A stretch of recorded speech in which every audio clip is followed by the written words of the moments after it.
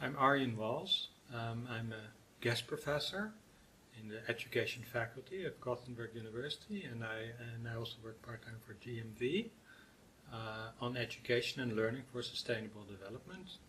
And I also work in the Netherlands at Wageningen University in the same field, and I'm a UNESCO chair in social learning for sustainable development. And here at Act Sustainable, you've been holding a workshop where they got to use the cell phone as an example. Yes.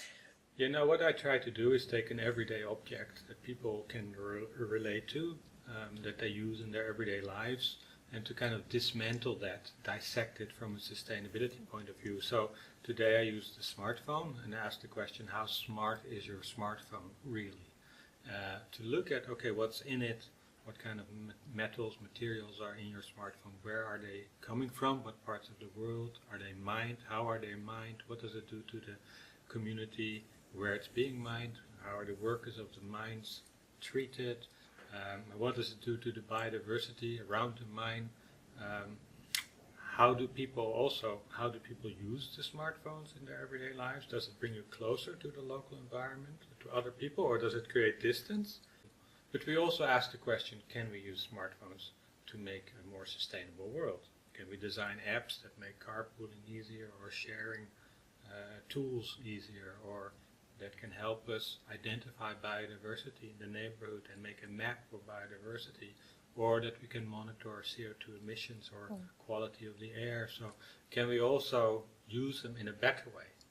And can we design them in a way that they're more fair, like the fair phone, for instance? So that they're actually more responsible. In the whole sustainability puzzle is in your cell phone. You know, the whole world, it comes from everywhere. It relates to ecology, economy, environment, ethics, culture. So that's the response. I think it was good. People were working in small groups and answering these questions. It was very short, 45 minutes. But I think the main message that we need to be critical of what the tools that we use and how they influence who we are and how they limit, constrain in some ways the possibilities to live more sustainable, but also, if you think about it, might contribute to living more sustainably. I think that message came across.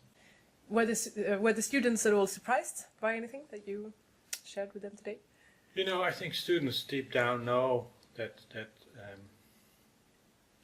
there are these issues, especially the students that come to a day like this one, because they already are concerned.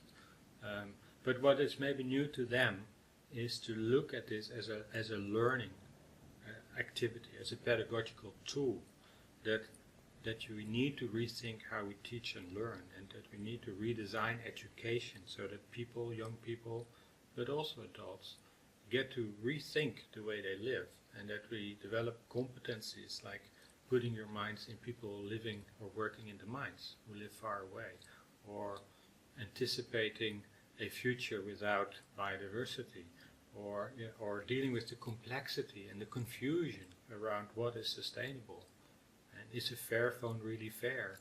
Those kinds of questions need to be asked in our education system. And I think that is maybe a new perspective for students who come maybe from economics or from humanities and arts, and so they hopefully learn to see this as an educational challenge. And why is it important for you as a researcher to come out and talk to students in particular? You know, I think we are often preoccupied in the sciences with science for impact factors, and in journals and writing for our peers, in hopes that our work will be cited in a rather narrow group in society. And I even am a little bit cynical. I think a lot of our peers, they cite our work, but they don't really read it, because people don't have time to read anymore, also because they're distracted by their cell phones. So I think if science is to survive in the future, it has to be relevant for society. It has to have impact in society, not just in peer-reviewed journals. So if we ignore that part of being a scientist, we are we will soon become extinct as academics. So is this a sensitive issue within the research field? I mean, because I've heard this a few times now. I mean, it's a huge issue. People want to move up in academia. They need to meet their publication targets. They need to meet their acquisition targets, bringing in money. They need to do well on their education performance. But they're not really assessed on how they contribute to society, on relevance.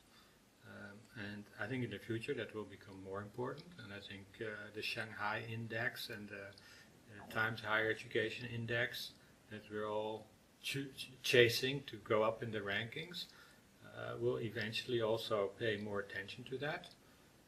Although I have a problem with that whole system. It's like playing the game. But I expect that societal relevance will become more important and will be assessed in the future. Eventually, I think we should get rid of the ranking because it's a certain mechanism underneath that has to do with competition, not with sharing, keeping things for yourself, strategic behavior, and I think that's not sustainable.